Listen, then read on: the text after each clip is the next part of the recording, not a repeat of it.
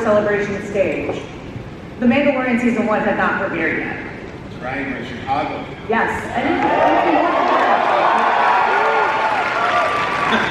even more than that, we didn't really know what Star Wars live-action television even would be. And now we have Obi-Wan that premiered, we have all of these shows on the horizon. What does it feel like to kind of spearhead this new era of Star Wars? To me, it's been a dream come true. I've always loved Star Wars. I grew up watching Star Wars, and the type of story that I wanted to tell really suited the small screen, because I wanted to really pare it down to something about a few characters and a personal story set in that world, so that we had someplace to grow, and also an opportunity to bring new people in who might not be up on all of the lore, and then this became kind of an entry ramp, and then people, as we introduced characters that had existed before, thanks to the Disney Plus streaming service, they could go and then watch everything.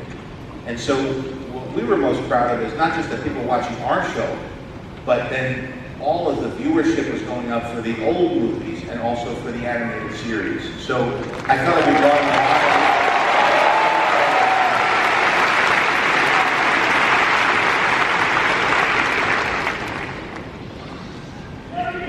we felt like we're testifying here. I don't recall. No comment.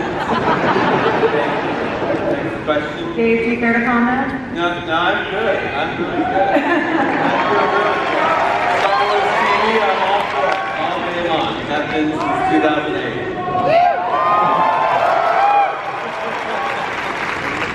And we didn't know any of the secrets about Season 1, so Grogu... Oh no, we knew a lot.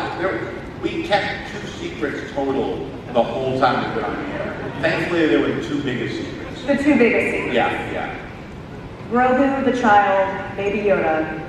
We did not know him whatsoever. That secret was so well kept. What were you guys feeling just the days leading up to the premiere? Was it very stressful? We were very stressed I was just glad it was in the first episode.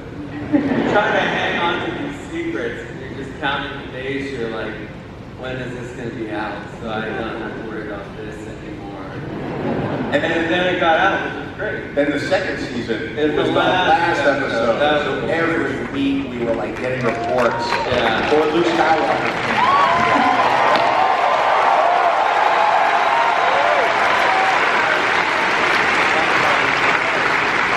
A lot of secrecy. But every other secret we've ever had has come out. We've never made a casting announcement. I'm never confirming that. No, I don't think anyone has ever leaked in any anyone ever knows what's really happening, and it's a mystery to everybody in this room. And I'm sure we'll continue to talk about this throughout the panel, but how do you see the evolution of Star Wars television going? What do you see for the future? Well, More.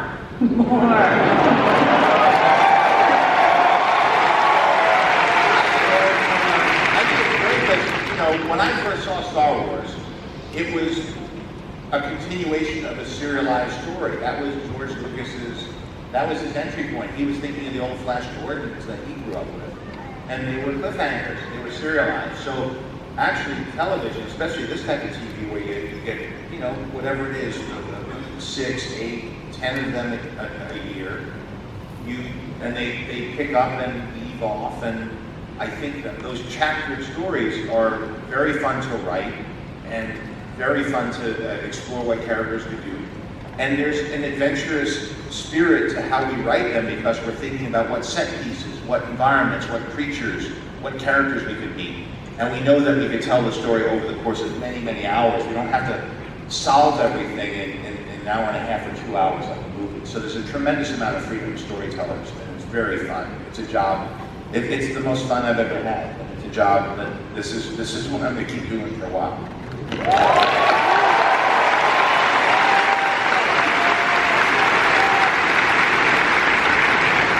Now, I love talking to you guys about The Mandalorian, but I think we should involve one more person in this conversation if we're going to talk about... Just one. Just the chair's end right there. That would make sense with all the chairs. Yeah. So, one more. any guesses. Without further ado, would you guys join me in welcoming the Mandalorian himself?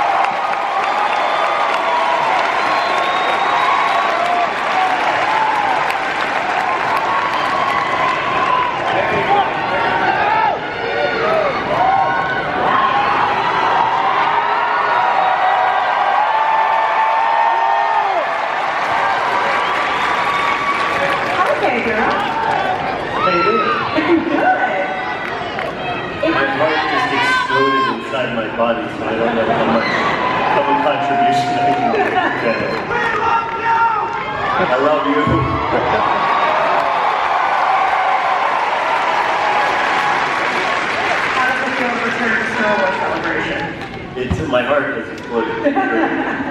It's a good last day of my life. I'm so glad. Forgive me also, I've lost my hearing over the years as well, so I just hear screams. They sound good. Do you have a favorite reaction you've seen to The Mandalorian since it premiered? A favorite reaction to there are honestly there are too many. These two geniuses over here honestly have created too many.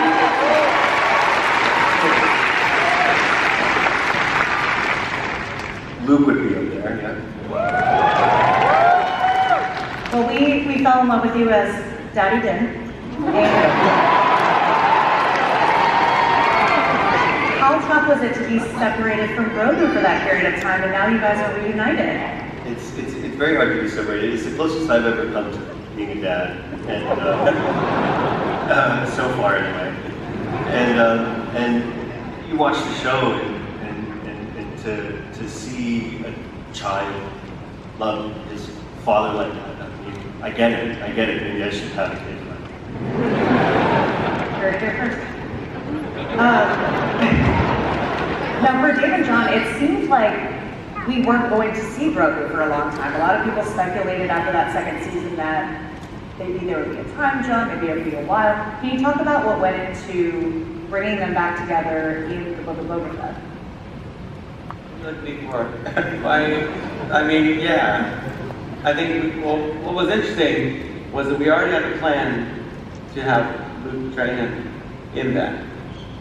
But what was very interesting about that was we had only had, 6 or 7 shots in the previous season, and we thought he looked okay, but we wanted to look better. But so I don't think you realize we were actively solving that visual effect as we were doing it, and he had a lot more screen time, real estate to pick up, to be an integral part of the story. But in that time period, it made sense that Luke would be the one to train this child, not just because he's a great character, but because of the way he thinks of the Force and looks at the Force and how he's interacting with Grogu was a way to kind of continue this ideology about the Force and his philosophy that was set up in the original trilogy. So I liked everything we did. There was a tremendous amount of thought put into it, and for that, it was one of the reasons I wanted to direct the episode. It was braiding together John's character and George's character, and I wanted to kind of caretake over that as it happened, and then I brought in Ahsoka to kind of arbitrate.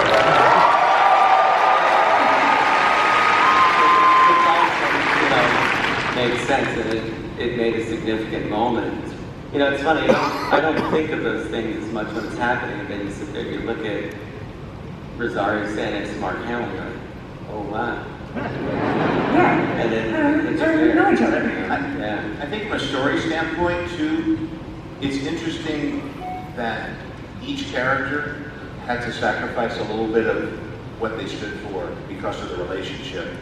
With Pedro taking off the helmet, and also with the kid turning away from the training and Yoda's lightsaber to make the choice because of the emotional relationship, which has always been a big part of Star Wars, about Luke's decisions that Luke has made to sacrifice, the whole notion of attachment and family versus commitment and discipline. And it also is a bit of a throwback, I felt like, to Paper Moon, where you think the whole movie's about reuniting Tatum O'Neal with her aunt, and then she runs back and decides to forego the cushy life that she could have, and runs back to be with Ryan O'Neal, and that bonds and families form in interesting ways. They're not always like that. I'm glad because you guys scared me by sending Grogu to that school. Now, Pedro, we've learned that it takes a team to bring the Mandalorian to life. Can you tell me a little more about that? And it would just really be my honor to introduce two other daddies and real heavy lifters that are also the Mandalorian, Brendan Wayne and Lateef Crowder.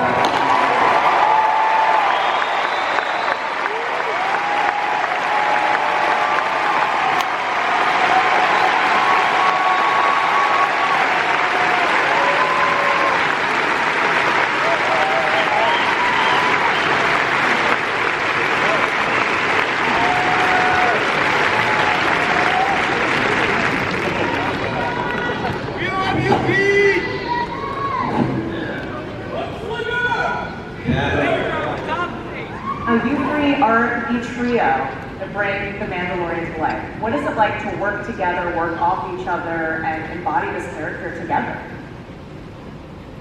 I don't know.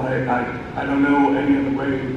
Jonathan did an amazing job of creating a three-person character, and everybody's so generous. Never ceases to amaze me because you worry that your creative isn't as good as somebody, and the way we work is so inclusive, and it's just fun. I mean, we could play cowboys in space.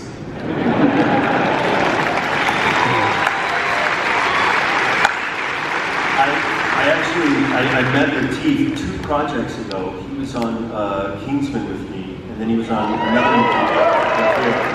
And when I found out that he was going to be on this, I was like, thank God that it was going to look like such a bad. And John had talked to me at the start about Brendan and John Wayne's grandson, and so I learned I can never ever do what they do, but I learned so much from the two of them and Brendan's Gate, and just learning basically how to share skin with them. It really for me started with them.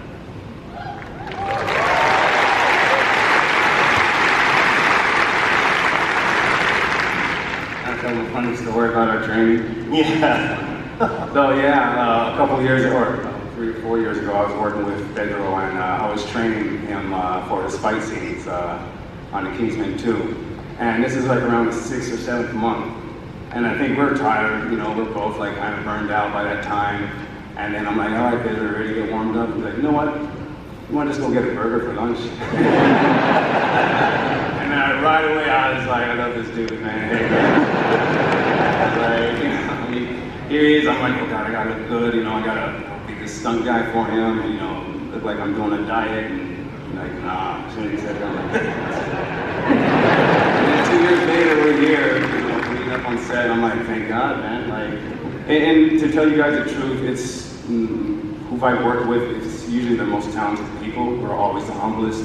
There's no egos. None of these guys have any ego, and they're some of the most talented people I've ever worked with in this business.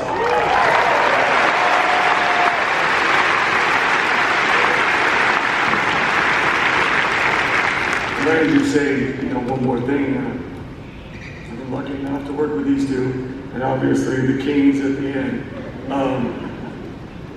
But it's always been apparent to me the responsibility we had in creating the Mandalorian in whatever way we were able to add to it, because you all matter to us. Like, we want to service you in a way that makes you happy and proud of your fandom and the things you bring to us, the energy, being here. I think about it every day on set when I'm there.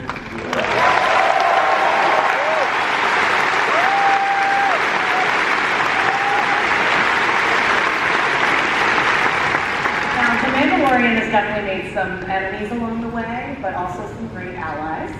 And we're going to bring out some of those key players. So, please put your hands together for Giancarlo Esposito.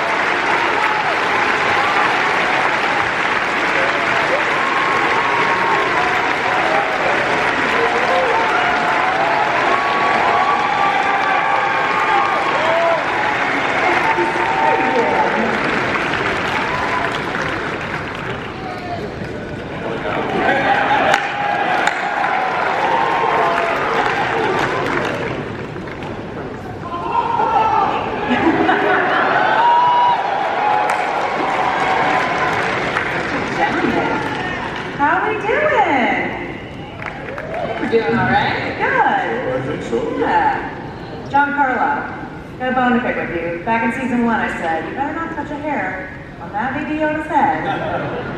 I will squash that little baby Yoda's head.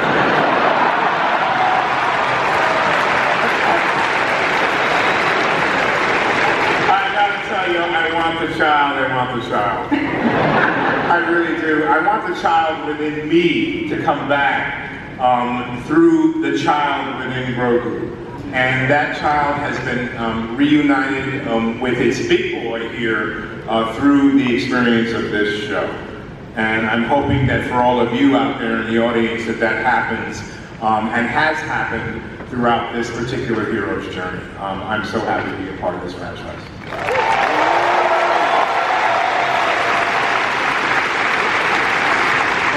Is a bit of a mystery. How much time do you spend thinking about, or how much do you know about his backstory?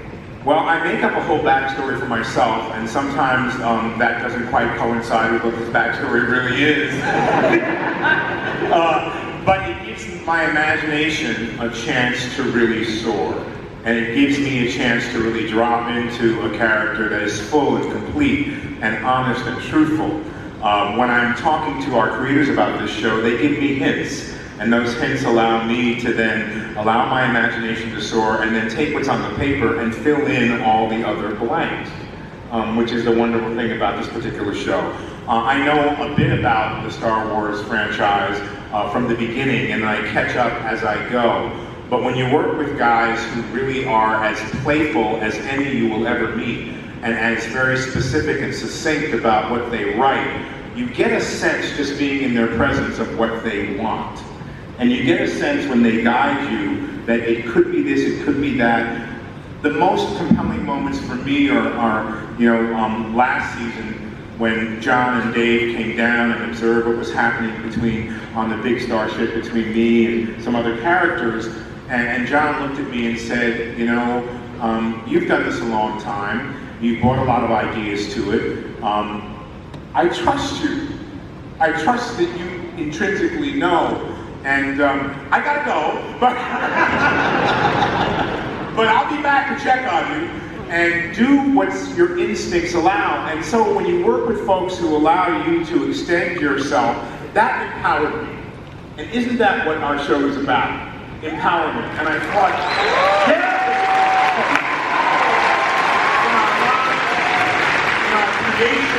in our imaginations, to know that there's nothing that we can't do That moment, John, changed my existence as an actor. I've been doing it a long time, and allowed me, it didn't go to my ego, it went to my heart and to my soul. And I thought, what is the truth that I'm trying to tell here? What is my information? How am I informed, and what is my intention?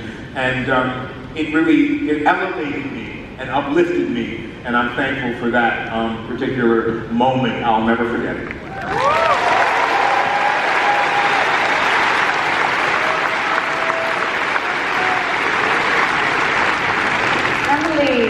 The armor.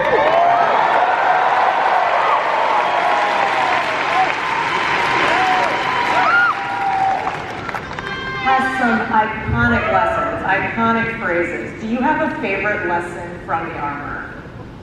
I don't know if I've really said anything that memorable. Yeah. Nothing comes to mind. Oh yeah. No, somebody asked me once at a convention. They said, "So did you just like ad-lib that line and then they decided to use it?" And I thought, I wonder how far that would get if I said, "I came up with that." And I said, "Yeah, I came up with that." And then John and Dave were just like, "Oh, that's a really good idea. We should use that." How long would you guys have let me run with that? You've earned it now.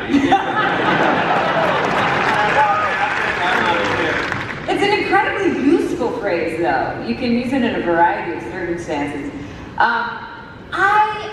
Oh my gosh, I love getting to live in her space because there are often people who will meet me at conventions, and it goes one of two ways. They'll either say, "Wow, I really hear her voice," or "I can really tell, you're her," or they'll catch me when I'm in a more excited mood, and they'll say, "You're really the armorer?"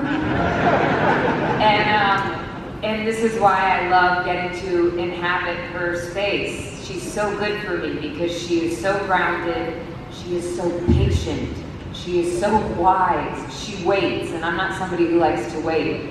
And I think she says a lot of very smart things. I think one of the things off the top of my head that I really appreciated in season 1 was when Din Djarin had first come back, and in that scene with, I think it was in episode 3, when he and Paz Vizsla were starting to get ornery with each other, starting to, get testosterone-y, come to blows, and they were about to fight, and then she was just like, "All right, guys, simmer down," and she just reminded everybody that he had taken the same vow that all of them had taken, that he was abiding by the same creed that all of them had. And so even though there were some differences that had arisen, he'd been living a different way for a while, he hadn't been, in the fold, he was one of them. And he had made the same sacrifices. And so the reminder of that kind of bond of community is so important and so vital. And the fact that this show and that Star Wars has always reminded us of those kinds of messages, of the importance of family, the importance of community, is one of the reasons I love these stories so much. And I think that the Armorer continually reminds us of some of those really important heart, soul themes. And I really appreciate that about her.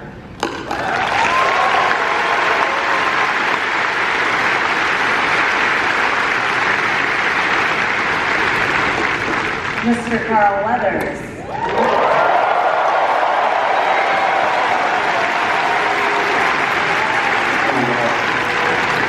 Hey, before you ask me a question, if I may, I just want to ask, are you at a playoff game? What is this with all these people? This is phenomenal. Thank you, Pastor. We love the support, and we really love all these lightsabers. Yeah. And then testosterone. That's a good. I love testosterone. Oh, okay. Sorry about that. It is a gift to have you here and a gift to have you in Star Wars, not only in front of the camera as Reed Carter, behind the camera as well. Wow. Thank you. Needless to say, I owe at least 90% of what you see on the screen to Jon Favreau. Because, and I mean this sincerely, and I've said it many, many times, so a lot of people have heard it, it comes from the heart. If Jon hadn't invited me into this, I wouldn't be sitting here right now. So thank you, Jon. And then his support along the way. His support along the way with Dave's, and more recently in the last season with Rick's, has just been phenomenal. So, I mean, at the end of the day, I really owe so much to those guys. And to you, and to you. Carl, is there anything you can say about lending your directorial talents to season 3? Wow, what can I say? Okay, I'm going to give you a spoiler. I'm sorry. So far away. I have table. I can run faster than this. This is terribly What's about to happen? So here's the spoiler. Oh boy. In the spring of 2023, The Mandalorian will be out again.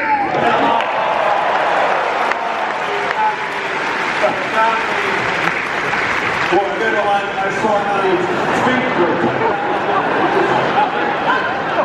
Wait a minute.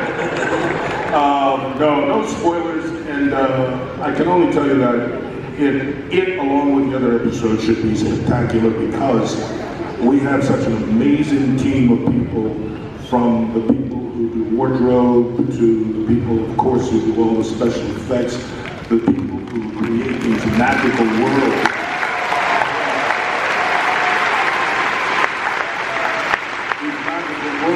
We get to walk through, all generated by these two guys down at my left at the very end here, who managed to find this talent, bring them all together, write these amazing stories week after week. They're grinding away and rewriting and really shaping it all. And then we get this wonderful group of actors and entertainers who are in front of the camera who try to bring it to life, and a host of directors who get there and try to tell the story through their eyes and their vision. So I just wound up being lucky, really lucky that I got really good choice of a script and got really good actors and managed not to trip over myself too much and get a lot of support from Jon and Dave, who know everything there is to know about Star Wars, all of the lore, the legacy, everything.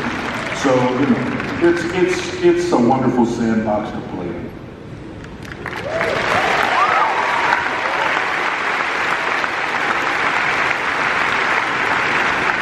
One of the big surprises of The Mandalorian Season 2 was finding out that a certain well-known character actually survived the events of the Sarlacc pit, launching us into the events of the Book of Boba Fett.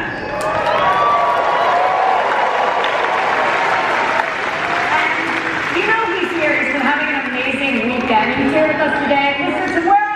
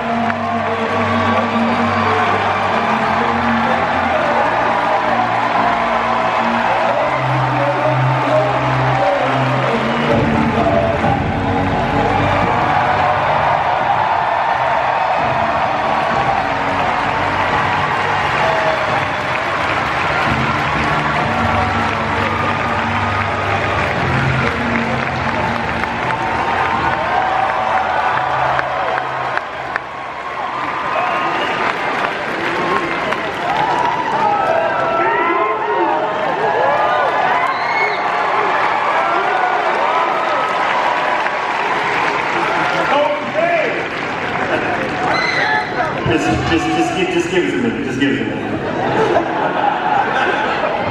That's amazing.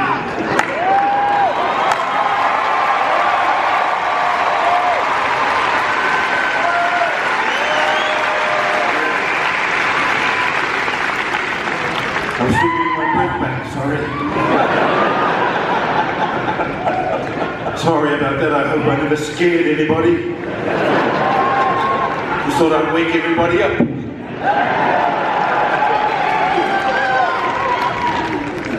Sam, first of all, happy 20th anniversary of Attack of the Clones.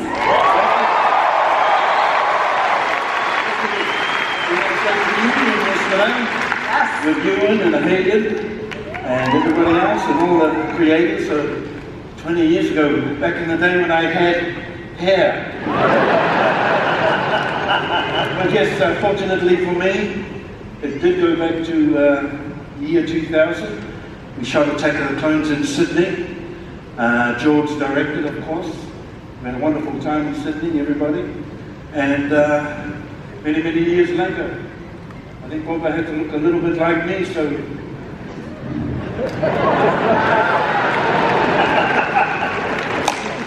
Okay, I just want to thank everybody. Sincere apologies. Sorry about that, extend the love. And also, as everyone else was saying, we have a lot of crew and people behind the scenes out there in the crowd with us. They're the ones doing the hard yards, making us look good in front of the camera, so I want to acknowledge everybody from our crew. Lovely to see everybody out the back, actually, so yes, it's a wonderful kind of reunion thing going on here. And as well, all the fans, good. Thank you. Thank you guys watching Disney Plus. Thank you very, very much, and thank you for your warm support for the Book of Boba. We had a wonderful time. And even amongst the crew, I was so, it was just a wonderful experience. We get to work, and John and Dave would throw us a scene from The Godfather, a scene from Lawrence of Arabia, just as a reference, and something for, and set up a wonderful atmosphere at the beginning of the day. And then we'd go out and I'll do my best to pretend I was Marlon Brando. No tribute. That's not good. Rancor. Breakfast for the Rancor is not true.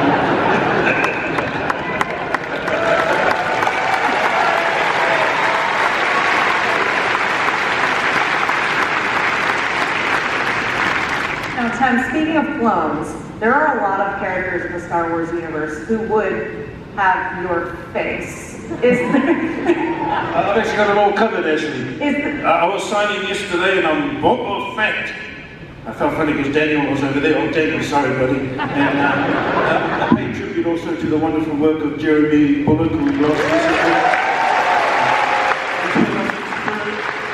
And I noticed actually I got all the bases covered. I was Commander Cody, Captain Rex. And this was going on and on and on. Voiceover, Star Wars game, Republic Commando.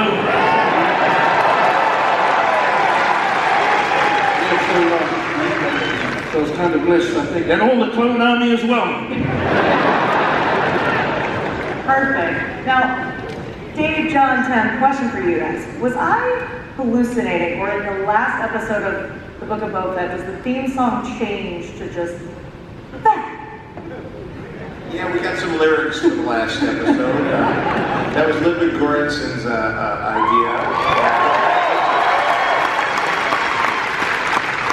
A lot of us were lucky enough to see John Williams performing on this stage a few nights ago. And the music of Star Wars has always been so iconic, and so we've been very lucky to have Ludwig and his team just really contributing to the and creating new themes for the Mandalorian and for Book of Boba Fett. So it must be very daunting to try to sit alongside of John Williams. And one of but Ludwig, part of what's fun about him is he's so creative, so prolific, this is one of many things he does. He's doing, of course, features and working with Childish Gambino and Ryan Coogler, and so Black Panther. So but he has so many different aspects, and so So when he first pitched the Boba Fett theme, there were lyrics that we saved for the last episode. If you listen to the end credits of the final episode, there's actually vocals and lyrics to the song. Wow.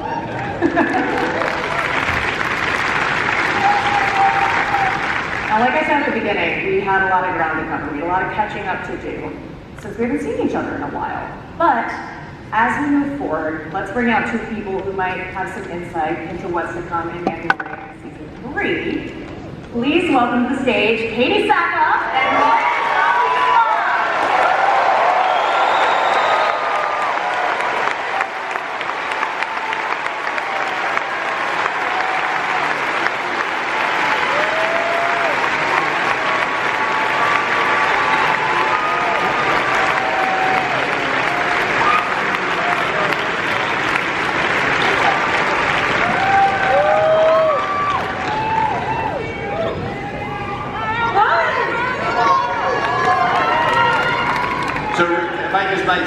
So Rick's been directing with us since the second episode of Mandalorian, and this year he's joining us as an executive producer for this.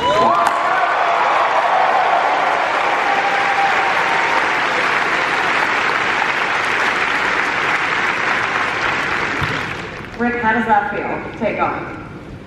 Oh man, I think just finding out now. Thank you, John.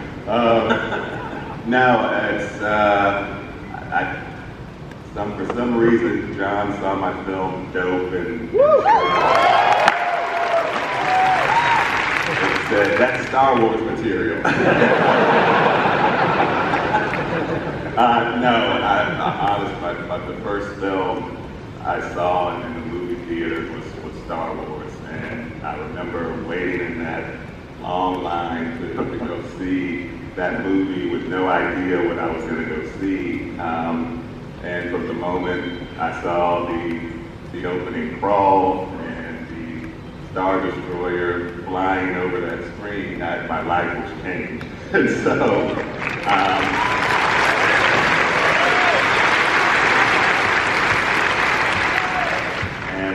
so this has always been a dream of mine to tell stories in this world, in this universe, this galaxy,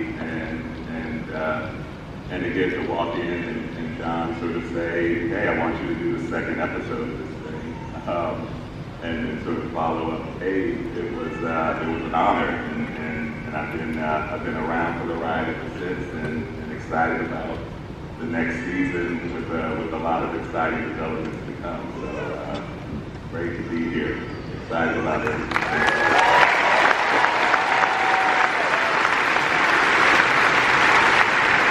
Rick, not to get you in trouble immediately, but is there anything you can say about the focus of Season 3? No. That's why you did a great job. That's why you're EP. That was a test. Love it. Katee, Bo-Katan.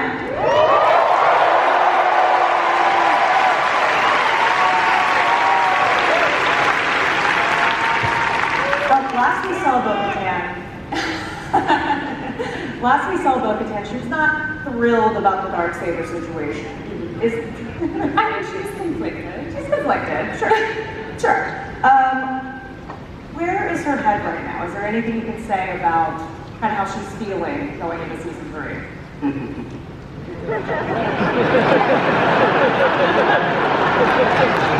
No.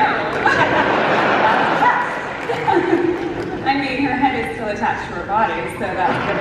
I resent that. My character, pre-Vizsla, got his head cut off, and I think that's what Breakfast did. We were partners in that show until I lost my head now. Thanks, Dave. Oh boy, we're almost through. Sorry, Dave. That's okay. Katee, what does it mean to embody this character that you've been a part of for so long? You know, I said this before, my dad raised me on science fiction. And he raised me on strong characters. And when I was little, you didn't have a lot of strong female characters to choose from. You know, we had Sigourney and Linda and Lucy Lawless, and, you know, but I wanted to be Bruce Willis. I wanted to save an atomic building. Like and to be able to play the women that I've been able to play throughout my career has been such a gift. And strong women keep presenting themselves to me. And these guys at the end of the table are responsible for creating so many strong characters. The fact that they're women, they're just women.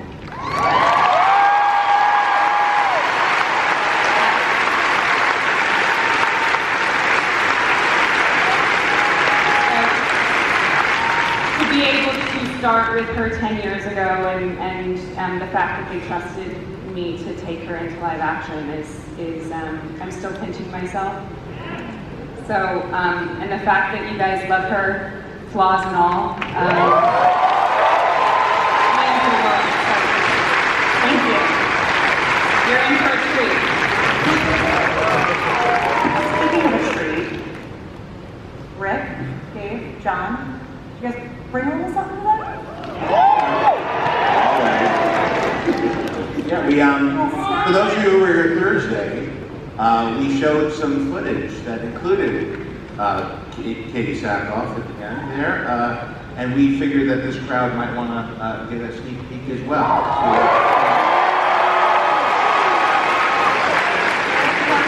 So please put your phones away. This was sold out on Thursday. Yeah. That wasn't, this was longer.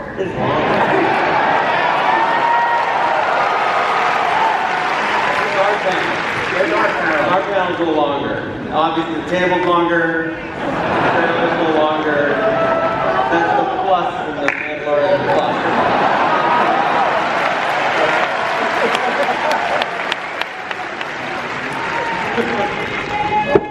It was a secret. That might happen. That might happen. We'll see. Wait a minute. We'll see.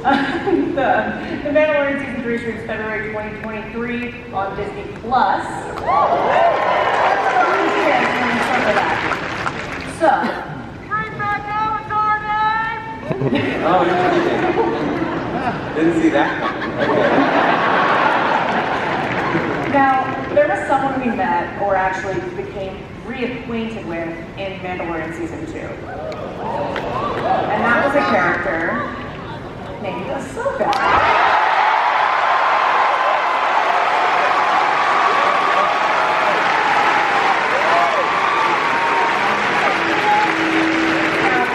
I know you're filming right now.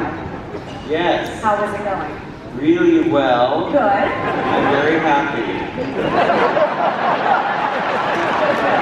Because no one knows anything about that or where it could possibly be filmed Not yet. right now. Well, just wait a second. Yes. We'll be delicate here. I know Rosario sent us a message on Thursday, but thankfully, she stepped off set to join us today.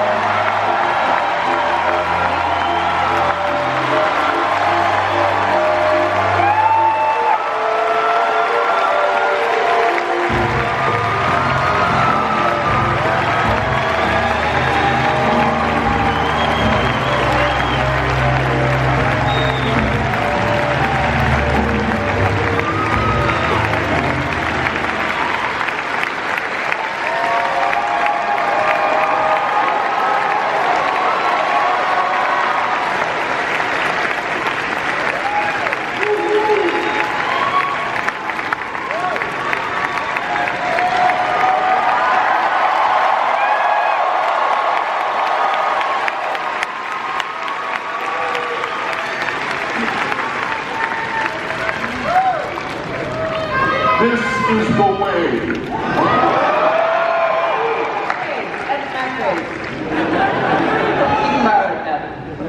Hi.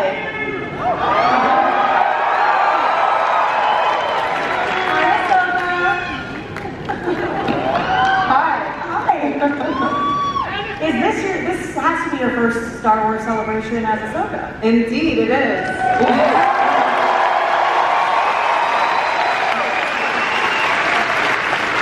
Luckily, we don't shoot on Saturdays, so here we go. You were literally filming yesterday, right? Yeah, late last night. My arms can prove it, yeah. Give an update for us. How's it going? I know Dave said it's going great, but It's been amazing. I mean, I was so excited that Dave actually posted that when we started filming on my birthday, May 9th, so we actually, last night was the end of our third week.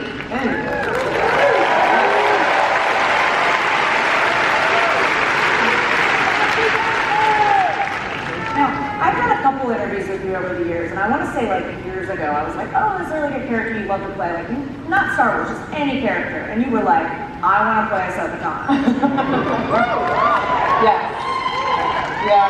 It feels like you are in this for the long haul. This is a role that you have been wanting for years and years, and now we're here. Yeah, and it's because of people like you. I was fan casting this online. I luckily got to see it, and I loved the image Boss Logic had posted, and so I just reposted it, hashtag Ahsoka lives. And then it ended up in front of Dave Filoni, who has Star Wars account Follow Me, and I guess it kind of stuck in the back of their mind, and so when Jon and him started working on Mandalorian, they were looking at the timeline, and I just turned 43 on that Monday when we started filming, and that's kind of around Ahsoka's age in this timeline. And they had me in mind, and so when they called me about it, they had actually drawn all these more images of me as this character, which is mind-blowing. And it's just been such a thrill and honor to bring this character to life and to feel the energy of everyone wanting to see her come to life. As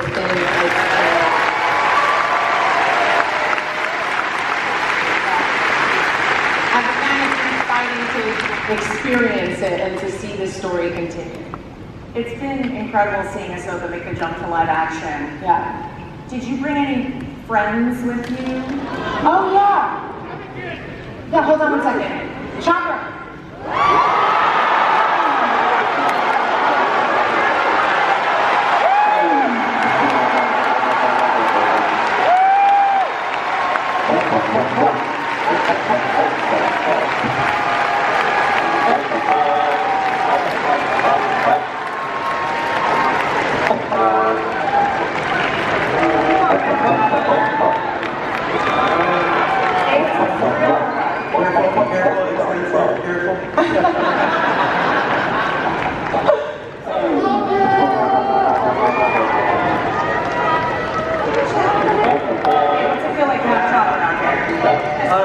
It's weird. Look at that. You need to get back to set, buddy. Got a lot of work to do.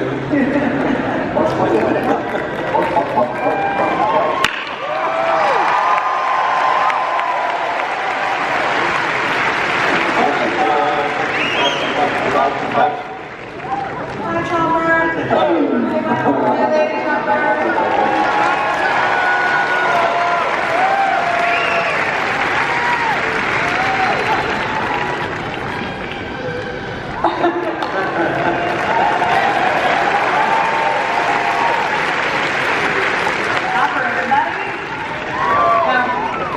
Early days, but is there like an image or anything? Well, yeah, I'm not getting spoilers, but I mean, look, I've been, at least for 18 years, I've been working on this, developing this character. So many people have been a part of that, but most of all the fans have been the biggest part of that. And we're only, I said 3 weeks in, but the crew and I, we just couldn't help ourselves. So, it's tiny, the tiniest little piece that we had. We just, Jon and I, we wanted to share it with you guys today. So here's a real early, just give you a few clues. Clues. There we go. Do you want to hear? Please welcome Sabine Wren, Natasha.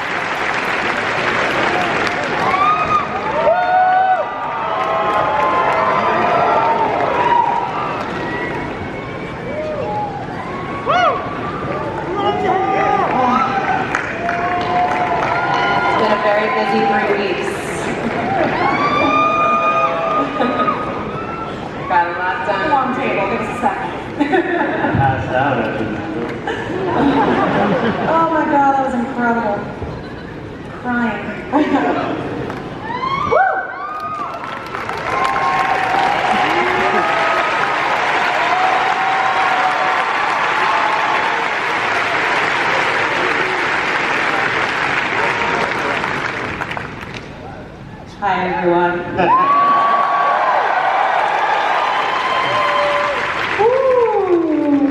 Oh, wow. Hi. Oh, I love you too. Wow. It is an honor to be here. Wow. Welcome to Star Wars Celebration. Thank you. Sabine. Thank you so much. Hey, is that weird to hear you say up here? It's all weird. This is a big one for me. I'm very proud of those two and the work they're doing and the whole crew and the response that they get from everybody. It means so much.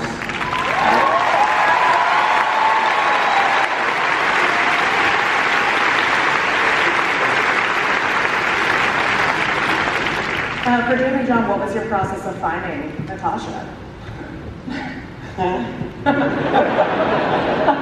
I'll let Dave answer, but I will say one thing is that hopefully one thing that I've helped with Dave with as he's transitioned from animation to live action is to understand the value of great actors, that they're your partners and that they can breathe life and bring dimension to characters that, although they exist in people's minds, the actors do a lot of heavy lifting with understanding the contours of their souls, what motivates them.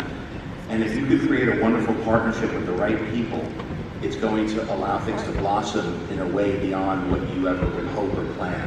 And so, all the actors that you see here, conversations have taken place about who's going to be a great creative partner for us to have. Yeah. That's right. And you have, and it's a huge challenge. I mean, look, these characters have been alive and lived in my mind and in yours as well, and I've been privileged to work with so many great actors, Clone Wars, Rebels, Resistance, before that, and they'll be the first to tell you that with Aztec signing T. Sarkar, they are phenomenal and what they are, right? When I made this move to change medium into live action, there's a host of people that don't get to be on panels or in celebrations, and you don't get to interact with the animation leads and the art directors, and you meet someone like Tia Mattia who's responsible for all these characters that I've created, Carrie Beck, who's here around the place, and you can look for her. We all get together and make these characters, and the trick is that when they become live action, there is this embodiment, it's a decisive moment, the photography of it right there. I have to find with Jon the people that are that person right then and there, and I set everything back to zero, and I have to look at it very kind of across the board and be open to everything that's going to be required with no biases. And so we look at it together, and we look at a host of people, and what's strange, and it's true for everybody up here, is that you write these stories and then all of a sudden you're looking through a camera and you see this environment and there they are. There's the character. And I think we've been so fortunate with everybody that we've asked, this entire table of people, to come and be these characters that they are, and they do it not just for themselves, but for everyone here, for the audience, for Star Wars, they get what makes this special, for the entire crew. And they would all agree, the entire crew that's with us on set every day also makes these characters come to life. There's no unimportant person on our shows, not one single person. And we start off a lot, every single person.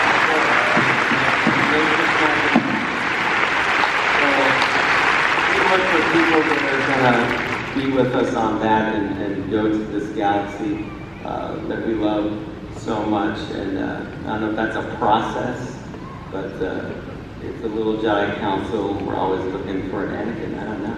That's how it goes. It's not like that. There's the chosen one, and we find him. So there we go. That's it.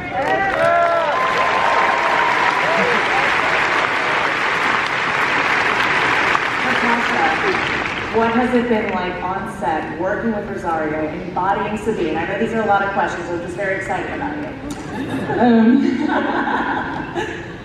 So much I could say. Not that much, though. Not much.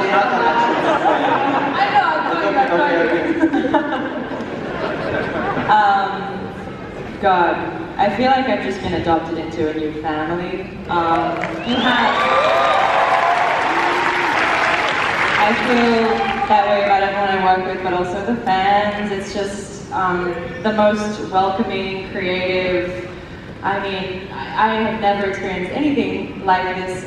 Set is going really well.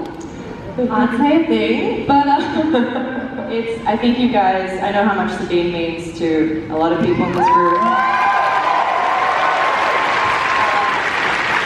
In watching Rebels, she's come to mean a hell of a lot to me too. And I know how much she means today. So I think you guys are going to be really excited about the journey she's about to have.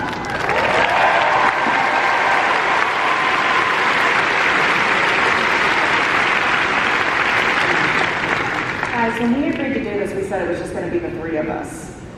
There's like 13 of us, 14 plus Chopper. Are we done? Well, there's one more character that I think it would be bad if that character missed this opportunity to actually meet the fans.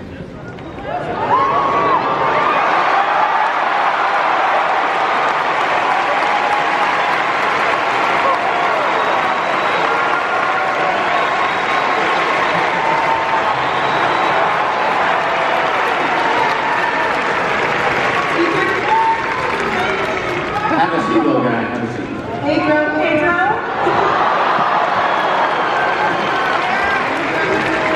Your son's here.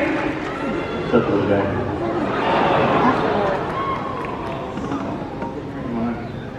Let's go with monologue for our friends here. Now, our new show, My Three Dads.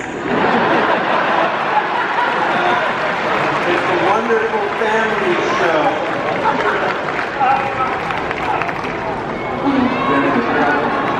Look at all these daddies.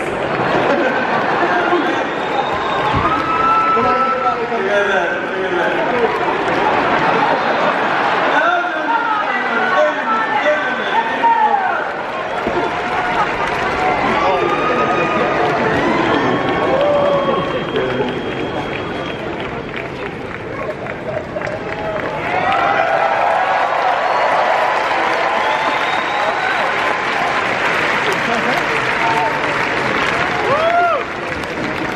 And then, should we show the trailer just one more time? Yeah.